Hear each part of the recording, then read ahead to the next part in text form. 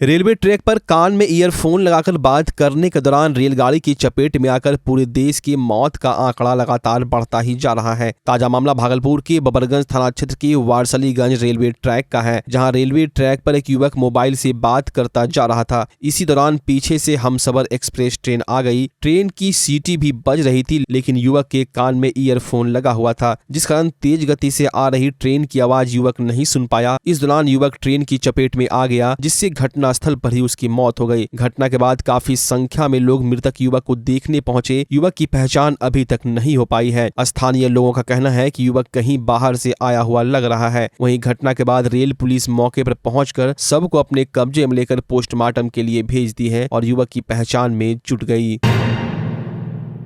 भागलपुर जिला परिषद अध्यक्ष टुनटुन साह के खिलाफ उनके प्रखंड के जनप्रतिनिधि ही कमीशन मांगने और भ्रष्टाचार को बढ़ावा देने का आरोप लगाते हुए अनिश्चितकालीन धरना पर बैठ गए हैं। शाहकुंड प्रखंड के जनप्रतिनिधि जिला परिषद अध्यक्ष पर कमीशन मांगे जाने का आरोप लगाते हुए काला बिल्ला लगाकर प्रखंड कार्यालय के समक्ष अनिश्चितकालीन धरना पर बैठ गए हैं। इस दौरान शाहकुंड प्रखंड कार्यालय के समक्ष पंचायत के जनप्रतिनिधियों द्वारा जिला परिषद अध्यक्ष के विरोध में जमकर नारेबाजी भी की गई। धरना पर बैठे प्रदर्शनकारियों ने जिला परिषद अध्यक्ष टुनटुन साह उर्फ अनंत साह पर सभी योजनाओं में 2% कमीशन मांगे जाने का आरोप लगाते हुए जनता के विकास कार्यों पर जांच के नाम पर नाहक परेशान किए जाने का भी संगीन आरोप लगाया है। जबकि प्रखंड प्रमुख अंजना देवी ने कहा कि जिला परिषद अध्यक्ष टुनटुन साह सरकारी पहाड़ को तोड़कर यहां अपना महल बना लिए हैं। वहीं अब सभी योजनाओं में 2% कमीशन की मांग कर विकास कार्यों में बाधा उत्पन्न करने में जुट गए हैं, जिसको लेकर शाहकुंड प्रखंड के पंचायत प्रतिनिधि कमीशन खोरी के खिलाफ अनिश्चितकालीन धरना पर बैठे हुए हैं।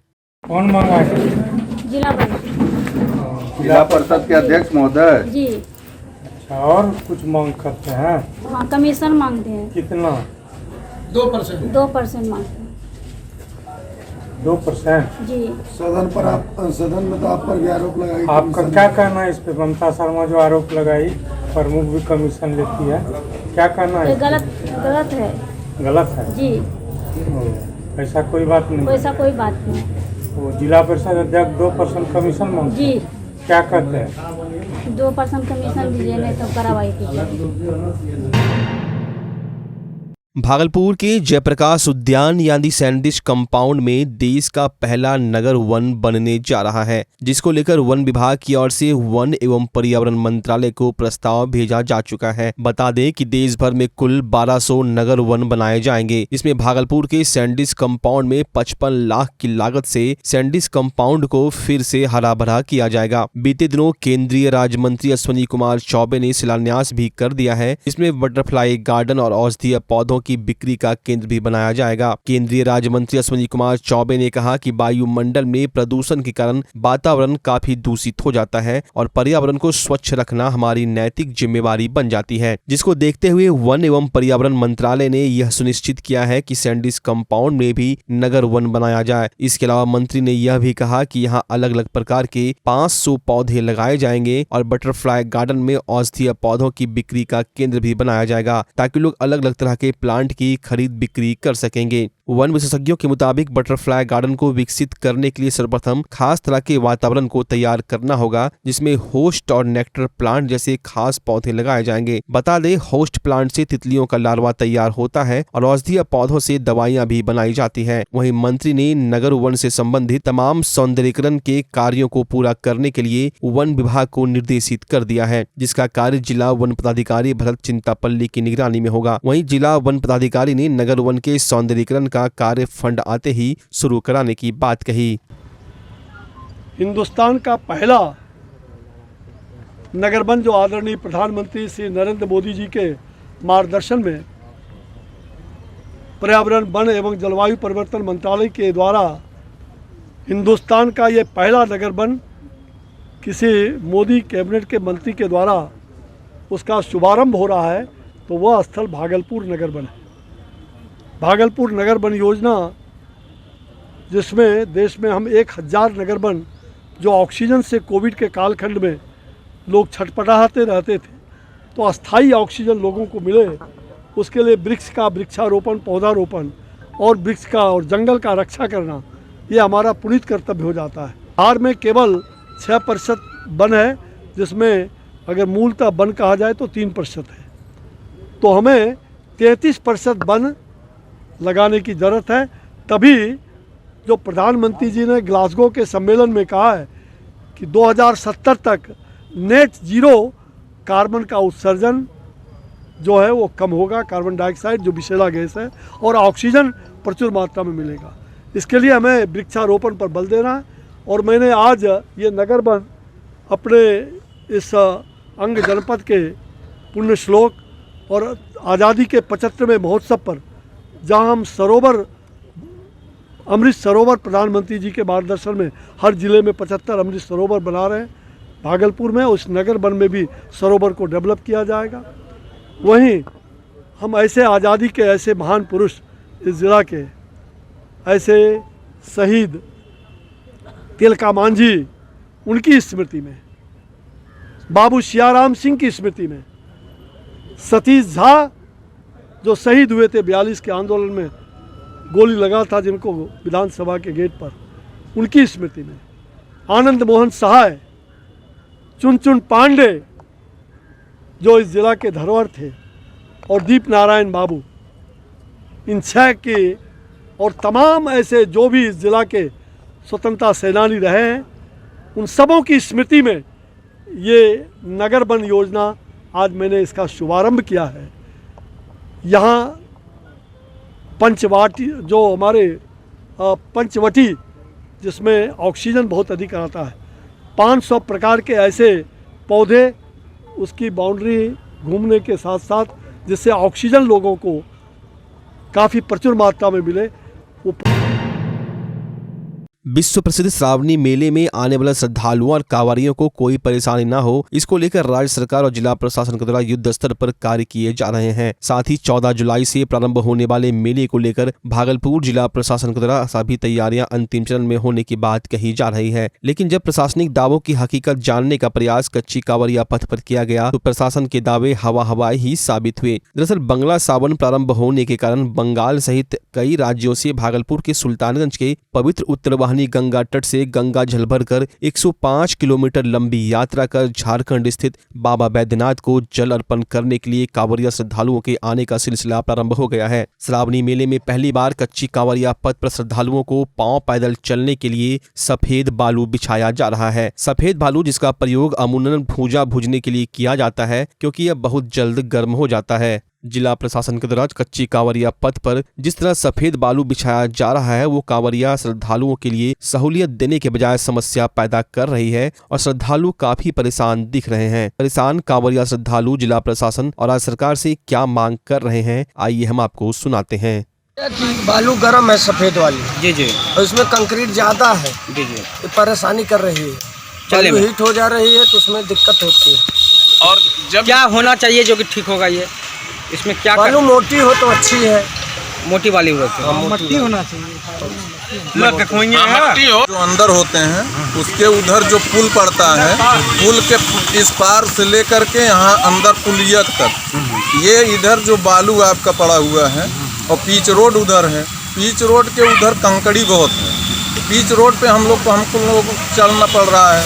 पीच रोड पे जब चलते हैं तो इतना टेम्परेचर है कि पाँव में छाले पड़ जा रहे हैं, बहुत समस्या हो रही है। कैसा चलने में लग रहा है आप लोगों को? चलने में बहुत सुंदर बा, लेकिन जलत है, गर्मी है, गर्मी जल रहा है, का बिल्कुल पानी से पैर जल रहा है। हाँ, नीतीश से कह दीजिए पानी से कब फुहारा मरवाऊं। पानी चाहिए। क्या नाम हुआ बाबा? पारसनाथ। कहाँ से आए आप लोग? जौनपुर जिला।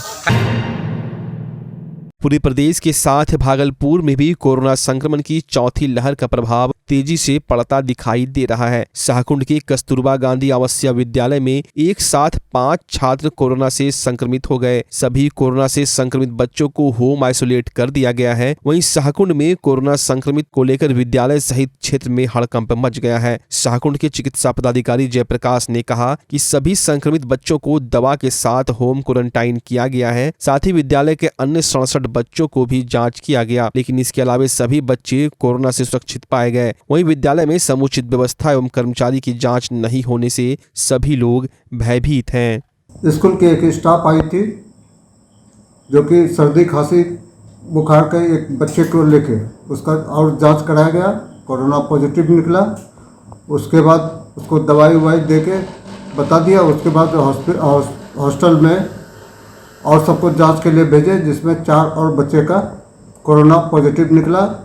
वो सबको भी होम आइसोलेट कर दिया गया, सबको दवाई दे के भेज दिया गया है। इसके लिए क्या व्यवस्था किया गया है कोरोना पॉजिटिव वाले को? फिर उसका RT-PCR भी भेज दिया है जी।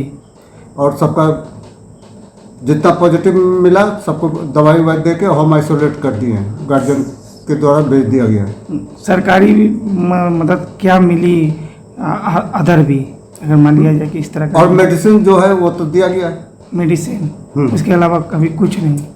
और जांच आने के बाद ही पता चलेगा? जांच तो हो ही गया और सब RT-PCR के लिए भी भेज दिए हम लोग। हाँ।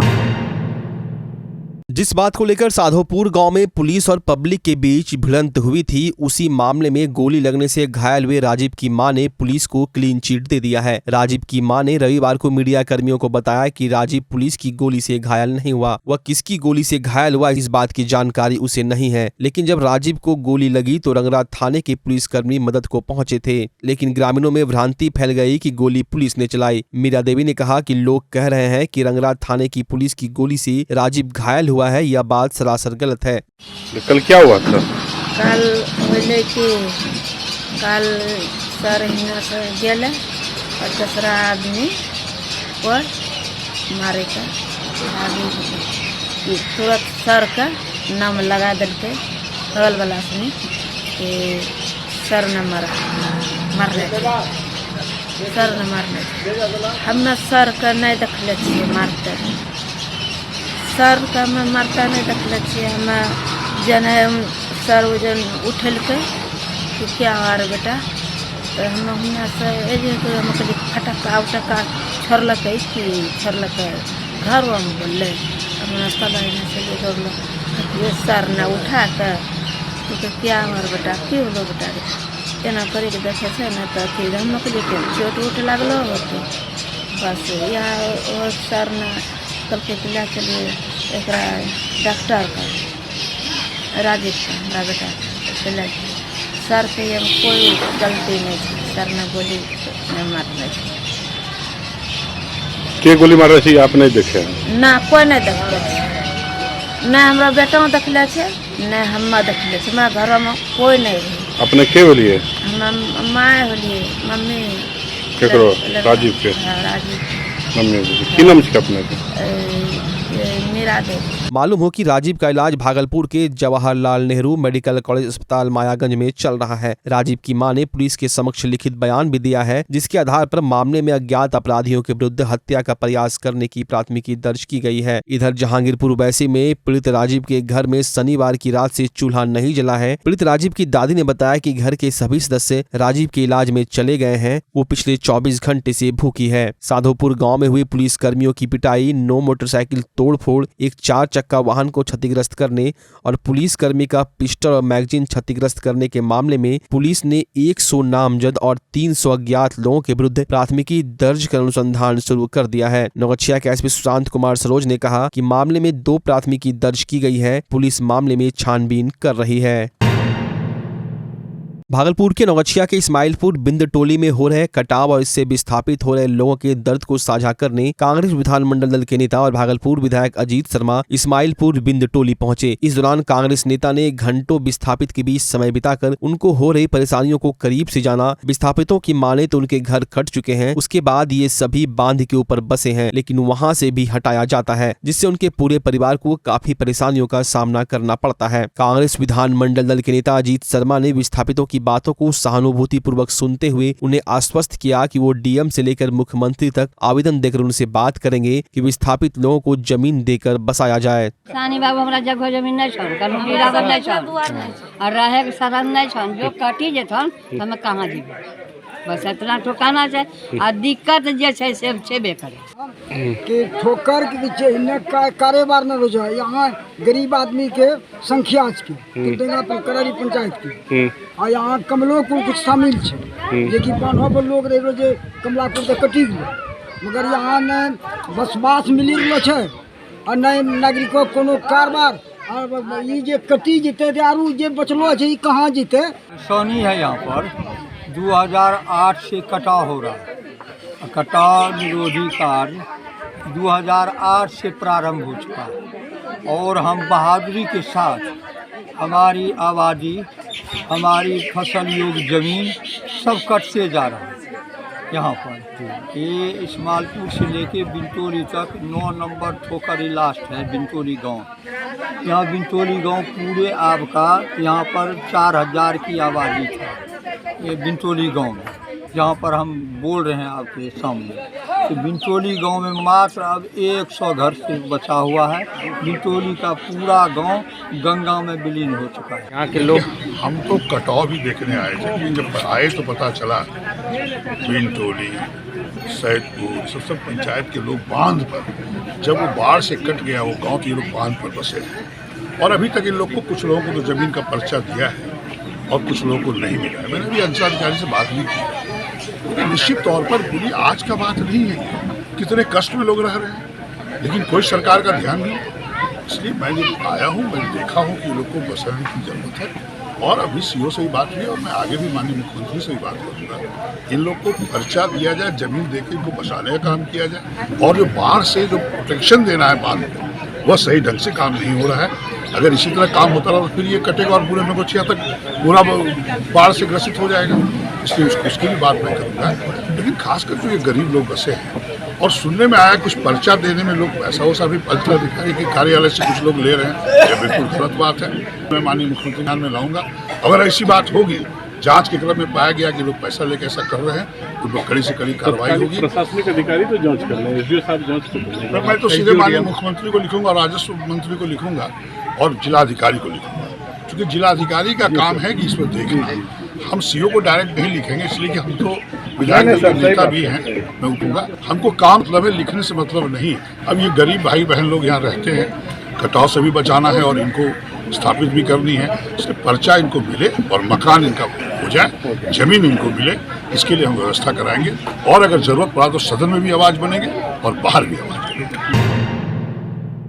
भागलपुर के नौगछिया के जहांगीरपुर वैसी गांव में कोसी नदी का रौद्र रूप पिछले कई दिनों से देखने को मिल रहा है। कोसी नदी अपनी गोद में लगातार पक्के मकान को समा रही है। आज भी कोसी की गोद में 3 घर समा चुके हैं। सरकार की ओर से चल रहे कटाव निरोधी कार्य ऊंट के मुंह में जीरा साबित हो रहे हैं। विभाग के द्वारा हाथी पांव बनाकर इसमें रेत के बोरे डालकर उसे कटाव स्थल के पास गिराया जाता है, जिससे कटाव रुके, लेकिन वो भी कोसी नदी में समा जा रहा है और लगातार लोगों के पक्के घर कोसी की गोद में समा रहे हैं। सरकार और जिला प्रशासन के द्वारा मदद नहीं मिलने से कटाव पीड़ित दुखी हैं। या भी नहीं एक को दिया है। और हमारे घर में मर्द भी नहीं है, कोई देखने वाला नहीं है। कहाँ की कुछ भी जो मुखिया सर वार्ड देवो भी करता है तो लेने के लिए जाते हैं तो नाम नहीं चढ़ाता है। काम जो चल रहा है यहाँ, काम कुछ नहीं, हमारे इधर बोरिया भी नहीं दिया एगो, खाली दिखावा है, बस खाली दिखावा है। इतना घर गिर गया, बाल बच्चा को लेकर को रोड पैरा पर है, कोई मदद नहीं, कोई मदद नहीं। क्या नाम हुआ? कुछ नहीं हो रहा है। वहाँ तो लोग नहीं बोरिया गिरले न जाए देखी लोग किन्छो भी है, बोरिया भी नहीं है, साबुत एको गो की बोरियो नहीं है, खाने पीने कुछ व्यवस्था नहीं है। जब लोग पहले शुरू कर लो चैते बैसाख से कि इस जगह पर बोल्डर गिराइए, कहाँ गिराया जाता है? क्या लगता है कुछ होगा क्या? कुछ की होगा, कटी गया पानी में, अब क्या होगा? नेताजी आके गए तब खाना उना का कुछ दिए क्या? खाना उना क्या देगा? खाना जब देगा वो भी जानेगा, अभी क्या देगा?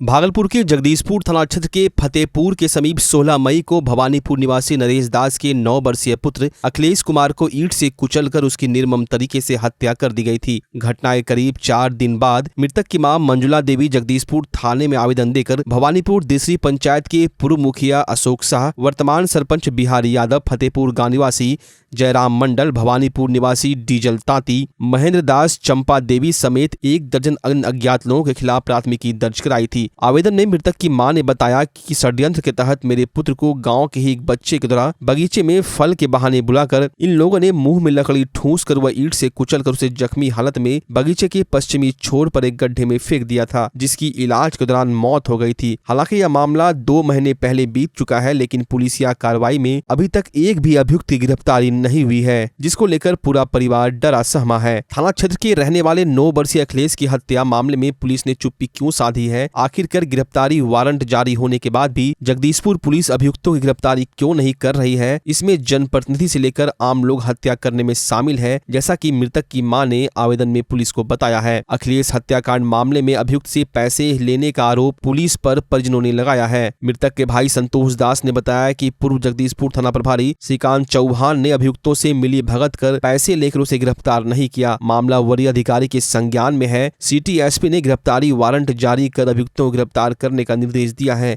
लेकिन 2 महीना बीत जाने के बाद भी जगदीशपुर पुलिस अपराधियों को गिरफ्तार नहीं कर पाई है। घटना के 4 दिन बाद यानी शनिवार को जब जांच के लिए डॉग स्क्वाड खोजी कुत्ता को लाया गया, खोजी कुत्ता को ना तो सबूत मिला ना ही सुराग, खाली हाथ आखिरकार डॉग स्क्वाड की टीम को लौटना पड़ा। बता दें कि नरेश दास के 9 वर्षीय पुत्र अखिलेश कुमार को ईंट से कुचलकर अधमरा कर दिया गया था, लेकिन घटना के 4 दिन बाद पहुंची खोजी कुत्ता को कोई सुराग नहीं मिला। वहीं थाना क्षेत्र में हुए अखिलेश हत्याकांड मामले में सिटी एसपी स्वर्ण प्रभात ने बताया, गिरफ्तारी वारंट जारी कर दिया गया है। जल्द ही अपराधी पुलिस के गिरफ्त में होंगे और विधि संबद्ध कार्रवाई की जाएगी। मेरे भाई को बगीचे में छमुरी कुमार बुला के जो है 4-5 लोग, बिहारी यादव, जयराम मंडल, डीजल तंती, अशोक शाह, चंपा देवी, महेंद्र दास, ये सब ने मार के गड्ढे में बिग दिया था। मुंह में लाठी ईंट से मुंह चूर दिया था, जिसका उसका वीडियो वहाँ घटना स्थल का वीडियो फुटेज है, जिसमें मारा गया वो नहीं दिखाया गया है, जहाँ पे बिगा था वहाँ का वीडियो फुटेज है। डीआईजी साहब को आवेदन देने के बाद भी 27 तारीख 5वां महीना 2022 इतना दिन होने के बाद अभी तक किसी का कोई कानून कार्रवाई नहीं हुआ, किसी पे नहीं। क्या चाहते हैं? हम चाहते हैं मेरे भाई को जो मर्डर किया है उनका इंसाफ दिला दीजिए। जी, बिहारी यादव पे पहले पे केस था, उसने धमकी दिया था डीजल तांती की केस उठा दो ना, 1 लाख ले लो, मेल माप कर लो। हम बोले नहीं करेंगे मेल माप, जिसमें बोला कि ठीक है तुम्हारा, मेरा पिताजी को बोला ठीक है तुम्हारा बेटा को उठवा देंगे। और इसके बाद देखिए कितना दिन पहले की घटना? 2017 का ये घटना था केस के साथ। अभी भी किसी की गिरफ्तारी नहीं हुआ है किसी अब का। आप लोग क्या मांग करते हैं? हम मांग करते हैं जो मेरे भाई का हत्या किया है उस पर कानून कार्रवाई होना चाहिए, जो उचित है उस पर कानून कार्रवाई। क्या है मृतक की, कौन है? मृतक के भाई है, बड़े भाई। क्या नाम है? एक तरफ जहां केंद्र सरकार आयुर्वेद को बढ़ावा देने के लिए कई शहरों में नए नए आयुर्वेद संस्थान खोलने की बात कर रही है, वहीं भागलपुर के नौगछिया के खगड़ा में काफी पुराना आयुर्वेद स्वास्थ्य अस्पताल जीर्णोद्धार की बाट जो रहा है। बताते चले आयुर्वेद स्वास्थ्य केंद्र काफी पुराना है, जिससे आसपास के कई गांव में हजारों लोग लाभान्वित होते थे। यह स्वास्थ्य केंद्र फिर से चालू हो, इसमें जिस तरह पहले दवाइयां दी जाती थी, मरीजों को देखा जाता था, यह कार्य फिर से चालू हो। सरकार की लचर व्यवस्था के चलते आज यह अस्पताल जीर्ण शीर्णावस्था में आ गई है और कई वर्षों से बंद है। यहाँ 4 कर्मचारी भी काम करते हैं। भवन की स्थिति भी जर्जर हो चुकी है। इस व्यवस्था को फिर से बहाल कराने के लिए बिहार विधानमंडल दल के नेता सह भागलपुर विधायक अजीत शर्मा ने खगड़ा के आयुर्वेद स्वास्थ्य केंद्र का जायजा लिया और गाँव वालों को आश्वासन दिया कि जल्द इसे चालू कराने की पहल की जाएगी। उन्होंने गाँव वालों से कहा कि आप लोग मेरे नाम से आवेदन दे, वो आवेदन में स्वास्थ्य मंत्री मंगल पांडे तक पहुँचाऊंगा। उम्मीद है जल्द ही खगड़ा में आयुर्वेदिक स्वास्थ्य केंद्र फिर से बहाल होंगे। हालांकि यह आश्वासन कई वर्षों से कई नेता आकर दे चुके हैं। गांव वाले भी इसी आस में है कि कोई तो मसीहा बनकर आए और इस अस्पताल का जीर्णोद्धार कराए, लेकिन अभी तक स्थिति ढाक के 3 पात वाली है। अब देखने वाली बात यह होगी कि क्या विधायक अजीत शर्मा ने जो वायदा किया है वो कहां तक जमीनी स्तर पर उतर पाता है। स्वास्थ्य केंद्र है यहाँ पे पहले चलता था, काफी दिनों से चला है, बहुत पुराना है ये, और ये लोग चाहते हैं फिर से चालू हो। 4 कर्मचारी पहले काम करते थे और ये खगड़ा गांव एक बहुत बड़ा गांव है और यहाँ स्वास्थ्य केंद्र तो चलना ही चाहिए। मैंने इन लोग कहा है कि आवेदन हमारे नाम से दे दीजिए, मैं माननीय मंत्री स्वास्थ्य विभाग से मंगल पांडे जी से बात करूँगा। और ये लोग कहते हैं कि मिले थे कि ये लोग जिला परिषद के अंदर अधीन है, तो अधीन किसी के नहीं होता है, सब सरकार के अधीन है। और मैं चाहता हूं कि मैं ये आवेदन जब आएगा तो हम मंगल पांडे जी से मिल के इसको चालू कराने का। कितनी अपेक्षा है सर, यहाँ पे इतना बड़ा क्षेत्र है, NH और जब 14 नंबर पहुँच पाते हैं, फर्स्ट सरकारी संपत्ति है और जमीन भी काफ़ी लंबा है, लोगों ने दान के रूप में दिया है और आज से तो है नहीं, ये बीच में चला भी है कुछ वर्षों तक, इसलिए ये बहुत ज़रूरी है। और स्वास्थ्य केंद्र तो ऐसे भी चलना चाहिए, लोग की ज़मीन मिलता कहाँ है खोलने के लिए, और यहाँ खगड़ा वासियों ने यहाँ ज़मीन दे के रखा है, हमको लगता है बीघा में होगा जी। और ये इतना बड़ा ज़मीन है, तो स्वास्थ्य केंद्र बना हुआ है, इसको रिपेयर करके इसको चालू करना चाहिए। भागलपुर के सुल्तानगंज के पवित्र उत्तरवाहिनी गंगा तट अजगैबी नाथ धाम में अखाड़ के अंतिम सोमवार को हजारों शिव भक्तों ने गंगा में स्नान कर अजगैबी नाथ मंदिर में बाबा भोलेनाथ की शिवलिंग पूजा अर्चना कर जलाभिषेक करते हुए गंगा जल लेकर बाबा वैद्यनाथ धाम पैदल एवं बस से रवाना हुए। इस दौरान पूरा अजगैबी नाथ धाम बाबा भोलेनाथ के जयकारों से गुंजायमान हो रहा था और पूरा शहर केसरिया रंग में रंग गया। स्थानीय पंडित कृष्णा झा ने बताया कि अखाड़ के अंतिम सोमवारी का विशेष महत्व है। ऐसी मान्यता है कि आज के दिन पूजा अर्चना करने से भगवान खुश होते हैं। इसी कारण बड़ी संख्या में कांवरिया गंगा स्नान कर गंगा जल लेकर बाबा वैद्यनाथ को जल अर्पण करने के लिए झारखंड स्थित देवघर रवाना हुए। बिहार एवं झारखंड में अखाड़ी काली की पूजा भी होती है। क्या महत्व है? आज का अखाड़ का अंतिम सोमवार है। इसमें विशेष महत्व है कि आज के दिन जो लोग बाबा भोलेनाथ से मनोकामना मांगेंगे वो पूर्ण करते हैं बाबा। वैसे तो हम लोग रोज आते हैं नित्य दिन, आज 15 वर्षों से आ रहे हैं, बाबा भोलेनाथ को मना रहे हैं। आज सब दिन जो किसी चीज़ की दिक्कत नहीं हुई, कमी नहीं हुई, सब बाबा भोलेनाथ पूरा कर रहे हैं। आषाढ़ का लास्ट सोमवारी है। अब जो सोमवारी आएगी वो श्रावण का पहला सोमवारी आएगा। और 2 साल से कोरोना काल के चलते श्रावणी मेला पे बैंड लगा हुआ था और सारे हिंदुस्तान के आदमी जो आस्था है जो सुल्तानगंज आते थे वो नहीं आ पा रहे थे। इस बार 2022 का श्रावणी मेला शुरू हुआ है और सारे हिंदुस्तान के आदमी में हर्षोल्लास से भरा हुआ है। जय